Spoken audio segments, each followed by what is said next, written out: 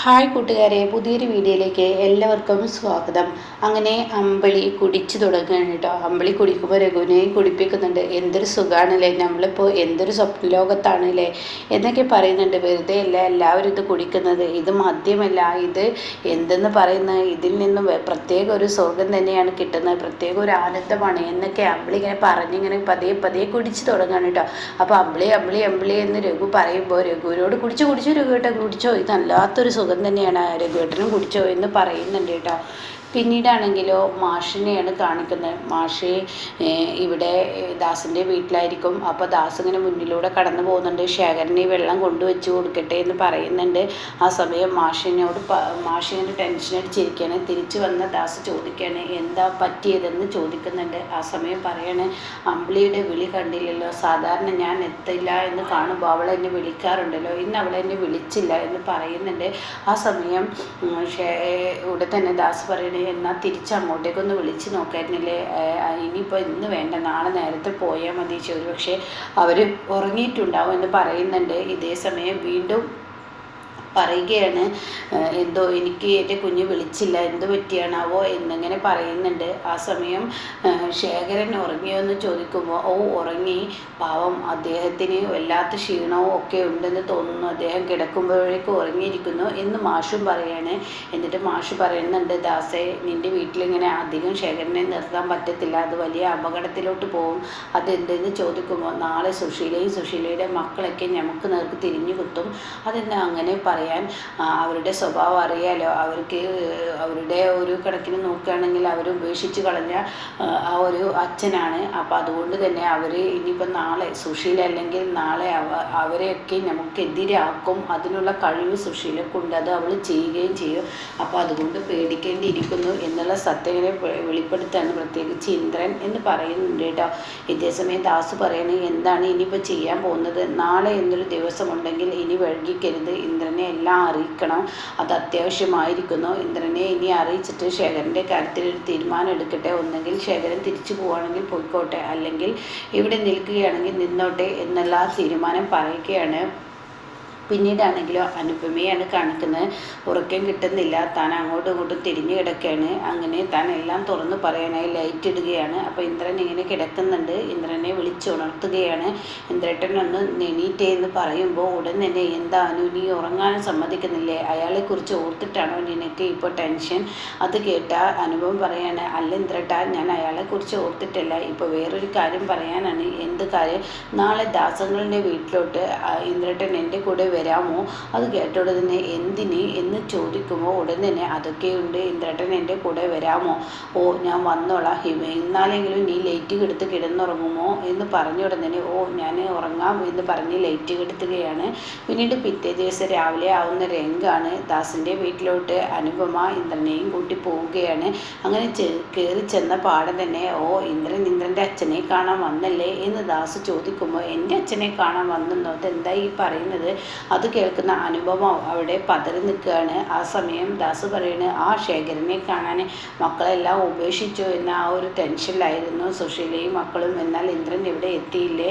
അത് കേട്ടോടെ തന്നെ അനുപമ പറയുന്നത്, അപ്പോൾ നീയും ഇവരൊക്കെ ഒരുമിച്ച് നിന്ന് എന്നെ പറ്റിക്കുകയായിരുന്നില്ലേ, ഇതിനു വേണ്ടിയാണില്ലേ നീ എന്നെ ഇങ്ങോട്ടേക്ക് വിളിച്ചു കൊണ്ടുവന്നത്?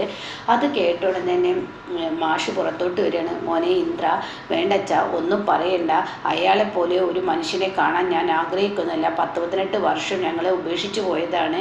അപ്പോൾ ഉടൻ തന്നെ ശേഖരൻ പുറത്തു വരികയാണ്. ഇന്ദ്ര എന്ന് പറഞ്ഞ് വിളിക്കുകയാണ്. ഈ സമയം അനുപമയോട് കയർക്കുന്നുണ്ട് ഇന്ദ്രൻ, ഇതിനു വേണ്ടിയാണല്ലേ നീയും നിൻ്റെ ആളുകളെല്ലാവരും കൂടി എന്നെ പറ്റിക്കുകയായിരുന്നില്ലേ, ഇതിനു വേണ്ടി നീ എന്നെ ഇങ്ങോട്ടേക്ക് വിളിച്ചു കൊണ്ടുവന്നില്ലേ, എന്തിനു വേണ്ടിയാണ് നീ എന്നെ കൊണ്ടുവന്നത്?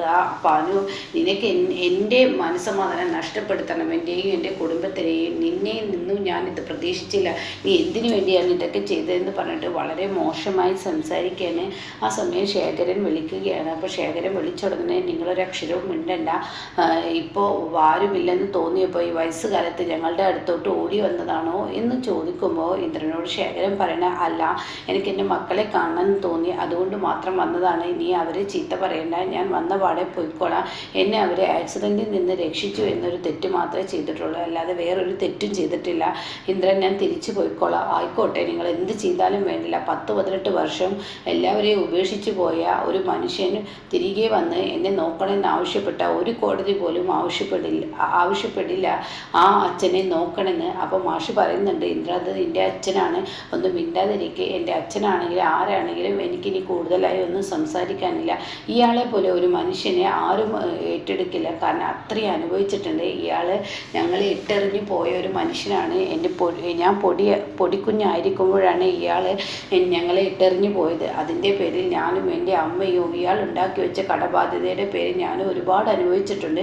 അത് മറ്റുള്ളവർക്ക് മറക്കാൻ കഴിയും, പക്ഷേ എനിക്ക് മറക്കാൻ കഴിയില്ല. അതുകൊണ്ട് തന്നെ ഞാൻ ഇനി ഇയാളുടെ കാര്യത്തിൽ നിങ്ങൾ എന്താ വെച്ചാൽ തീരുമാനം എടുത്തോ, പക്ഷെ ഞാൻ തീരുമാനം എടുക്കില്ല, ഞാൻ പോകുന്നെന്ന് പറയുമ്പോൾ അനുഭവം പറയുന്നുണ്ട്, ഞാനുണ്ട് ഇന്ദ്രേട്ട, അത് ഇനി അയാളുടെ കാര്യത്തിൽ എന്തെങ്കിലുമൊക്കെ തീരുമാനം എടുത്തിട്ട് വന്നാൽ മതി, നീ വരണമെന്നില്ല. നീ എൻ്റെ വീട്ടിലോട്ട് അയാൾ കൂട്ടി വന്നാൽ നീ എൻ്റെ ജീവിതത്തിലില്ല എന്നും ഇന്ദ്രൻ പറഞ്ഞ് അവിടെ നിന്ന് പോകുമ്പോൾ അനുപമ ഉറക്കത്തിൽ കണ്ട ഒരു സ്വപ്നമായിരുന്നു. അനുപമ ആകെ പേടിച്ചു പോകുന്നുണ്ട്. വേണമെങ്കിൽ ബസ്സിനുള്ള കൂലി ഞാൻ തരാമെന്നും കൂടി പറയുമ്പോൾ ദാസ് പറയുന്നുണ്ട്, വേണ്ട വേണ്ട, ഇത്രയും ഞങ്ങൾക്ക് കൊടുക്കാമെങ്കിൽ ഇനിയും ഞങ്ങൾക്ക് കൊടുത്തോളാം, അത് നിർത്തിക്കോ ഇന്ദ്ര എന്ന് പറയുന്നുണ്ട്. ഇതിനിടയ്ക്ക് മാഷിനോട് പറയുന്നുണ്ട്, നിങ്ങളെ ഞാൻ അച്ഛ എന്ന് വിളിച്ചത് അതിൻ്റേതായ ആ ഒരു ഇത് മനസ്സിലാക്കി തന്നെയാണ്, പക്ഷേ ഇങ്ങനെയുള്ളൊരു പ്രവൃത്തി ചെയ്തത് കൊണ്ട് തന്നെ എനിക്കതിന് കഴിയില്ല എന്നൊക്കെ പറഞ്ഞിട്ടാണ് കേട്ടോ പോകുന്നത്. പക്ഷേ ഇതെല്ലാം ഒരു സ്വപ്നമായിരുന്നു. അങ്ങനെ സ്വപ്നത്തിൽ കണ്ട അനുപമ എണീറ്റിരുന്ന് പറയണ്ട, വേണ്ട ഇന്ദ്രേട്ടനോട് ഞാനായിട്ടൊന്നും അറിയിക്കുന്നില്ല, അച്ഛനും ദാസങ്ങളും കൂടി എന്തെങ്കിലും ചെയ്തോട്ടെ, ഞാനായിട്ട് അറിയിച്ചാൽ എൻ്റെ ജീവിതത്തിൽ തീർച്ചയായും കിട്ടിയിരിക്കും, അത് ഉറപ്പാണ്, അതുകൊണ്ട് വേണ്ട എന്ന തീരുമാനം അനുപമ എടുക്കുകയാണ്. എന്നാൽ ഈ സമയം പിറ്റേ ദിവസം ഹർഷയ്ക്ക് ഫോൺ വരികയാണ്, ഒരു മെസ്സേജ് വരികയാണ്. അപ്പോൾ ഹർഷ അത് എടുത്ത് നോക്കുകയാണ്. അപ്പോൾ രാധൻമണിയുടെ മെസ്സേജാണ്. അങ്ങനെ ഹർഷ സമാധാനമായി സേഫ് സ്ഥലത്തോട്ട് എത്തിച്ചിട്ടുണ്ടാവും, അതായിരിക്കില്ലേ എന്നൊക്കെ പറഞ്ഞ് താൻ സന്തോഷത്തോടു കൂടി ആ മെസ്സേജ് നോക്കുമ്പോൾ തന്നെ ഭീതിപ്പെടുത്തുന്ന ആ മെസ്സേജാണ്. രാധൻമണി പറയാണ്, ഞാൻ ഒളിവിലാണ്, കാര്യങ്ങളൊക്കെ ശുഭമായി എന്ന് വിചാരിച്ചിരിക്കുന്ന നിങ്ങളുടെ മുന്നിലോട്ട് കാര്യങ്ങളൊക്കെ കുളമായി എന്ന് പറയാനാണ് ഞാൻ വിളിച്ചത്.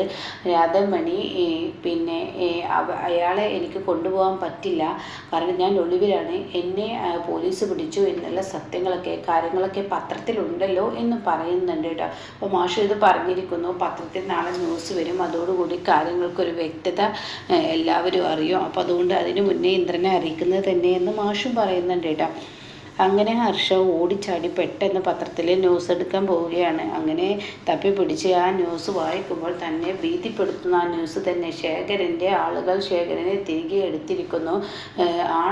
പെണ്ണായി വന്ന് ആണൊരുത്തൻ അയാളെ തട്ടിയെടുക്കാൻ ശ്രമിച്ച അവൻ ഒളിവിലാണ്, അവനെ അന്വേഷണത്തിലാണ് എന്നൊക്കെ പറഞ്ഞിട്ടുള്ള ആ ന്യൂസാണ്. അത് കേൾക്കുന്ന ഹർഷ പെട്ടെന്ന് പേടിച്ചു പോവാണ്. ഈ സമയം ബാക്കിൽ നിന്ന് രവി പറയാണ്, എന്താ ഹർഷ പത്രത്തിൽ എന്താ ഞെട്ടുന്ന വല്ല ന്യൂസും ഉണ്ടോ? അത് കേൾക്കുന്ന ഹർഷക്ക് അങ്ങ് ദേഷ്യം വരികയാണ്.